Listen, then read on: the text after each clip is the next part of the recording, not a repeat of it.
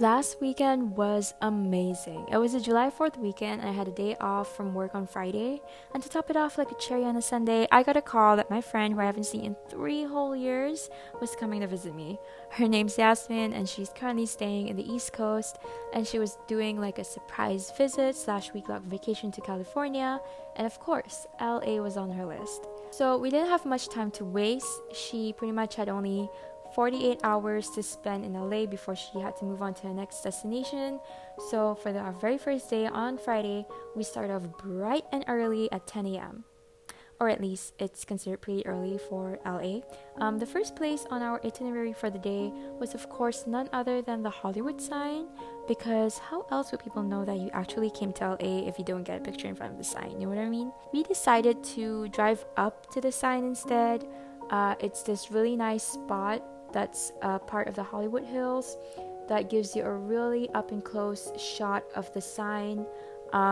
In the GPS, you basically have to put Lake Hollywood Dog Park and it will take you there. So when Siri tells you that you've reached the park, just drive a little bit more uphill and park your car there, and you can't miss it. The area is a sandy patch of land that's conveniently located on this part of the Hollywood Hills where you can get this really cool view of the sign. Usually this place is just super full and swarmed with tourists, but I think the fact that it was a weekday, there was actually very little people on site. And that was, of course, great for us introverted girls right here, because we could take as many shots as we wanted to without, having the dread of the public eye on us. So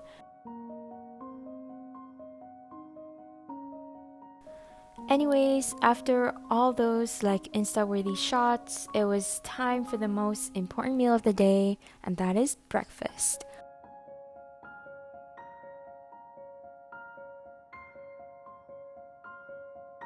Or at least that's what cereal companies tell you.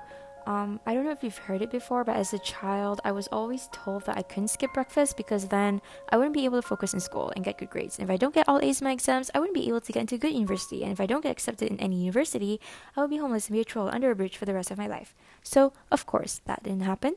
Anyways, I asked my trustworthy PA, aka Yelp, to help me navigate and find some brunch places near the area because I haven't dined out there before. And we settled on this place called Eat in North Hollywood. I mean, with such a simple, straightforward name, I thought this was the best to satisfy our hungry bellies. It took us a while to actually find parking there. I mean, no surprise, it is LA. Anyway, next stop, Venice Canals. We finally headed there. At this time, it was around, I think it was like 4 or 5 p.m. So the heat was, getting lesser, it was getting a bit cooler at this time. And at this canals, it's been, I guess, almost like a year or more since I've been here. So basically, the Venice Canals are located in this residential area in Venice, which is a couple of minutes away from the beach. There was a full tide at the time, so the water in the canals were very full, and that's how I got this beautiful, amazing view in front of me. I like coming here to view the architecture because each house is just so unique and it tells its own story, and I was just also personally collecting ideas for my dream house one day. If you follow me on Insta, you would have seen my stories where I rated the houses that I saw here. And I might, include a few in this clip for your review.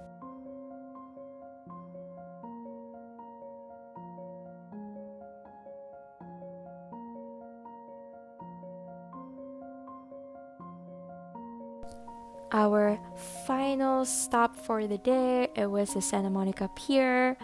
No kidding, it was just as chaotic as usual. It was just jam-packed, and there's full of sounds of music from the street bands. You can hear, all the food vendors, yelling out, selling their elotes and churros and all of that. And then there was also the mix of crying babies, laughing children. I'm just trying to give you some sort of visual as to how it all sounded. And for a moment, it really felt like the pandemic was just a nightmare that everyone collectively had, and we all had just awakened from it. So on the pier, it was just really nice to walk through, trying not to bump into people, but also we caught the sun setting. It was nice to sit and absorb it all.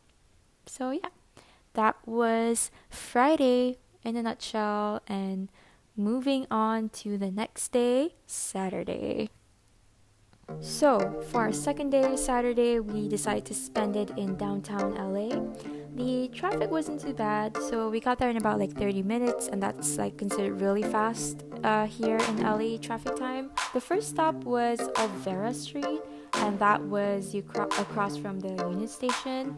So Obvera Street is this little alley that's full of Mexican vendors selling anything from food like tacos, burritos, to clothes, and also like little pretty handmade home decor items. I dropped by my favorite store here, and it was Mr. Churros. Yasmin got this guava-filled churro, while I got a mango chili shaved ice. I remember when the store guy like handed my shaved ice to me, he asked me like twice to confirm that I can actually handle spicy food, and that's how I know it was gonna be bomb.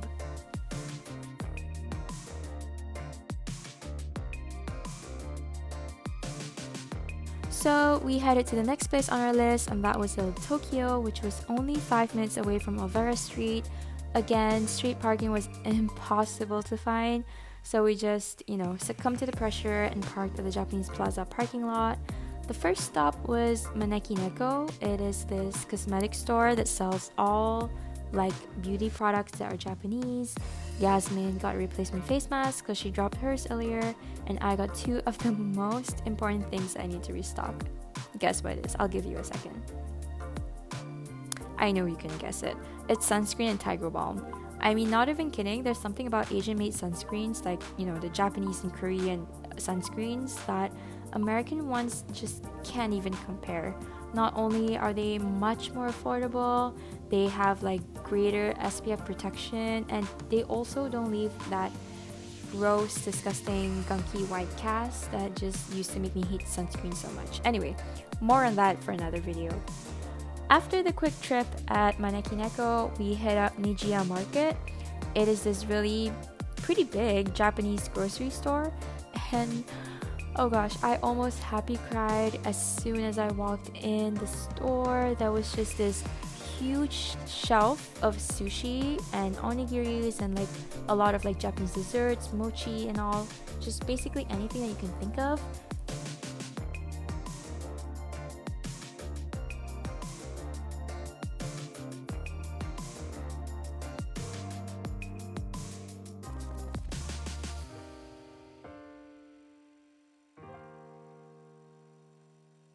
Walking around Little Tokyo made us just very, very hungry, and Adam wanted to eat some sushi, so we went to this place called Umasa.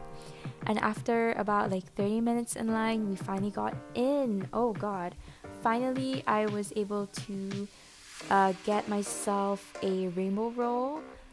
Same as Yasmin, it pretty much had a nice variety of all the fish it had to offer. That was like tuna, yellowtail, halibut, salmon, eel, shrimp, so all the good stuff, all in one dish, and I 10/10 would recommend. We decided to move on to the next spot, and that was Melrose. One notable store that I was really excited to visit was The Real Real. I've heard of it before. The Real Real is basically this online consignment store that really focuses on luxury goods. So think Chanel, Prada, Gucci, and the likes. So first impressions, I was just blown away by how inviting the store was. You can tell that a lot of thought was put into each nook and corner of the store.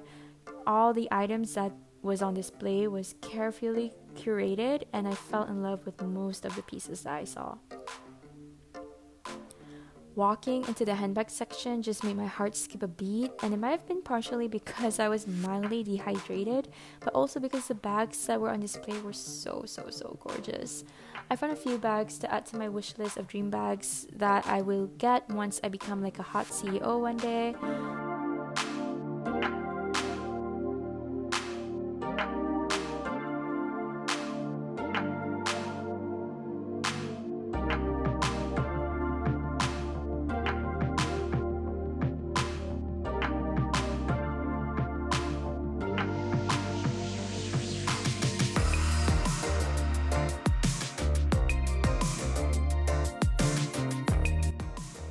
Anyway, we got some dinner to go before leaving for home.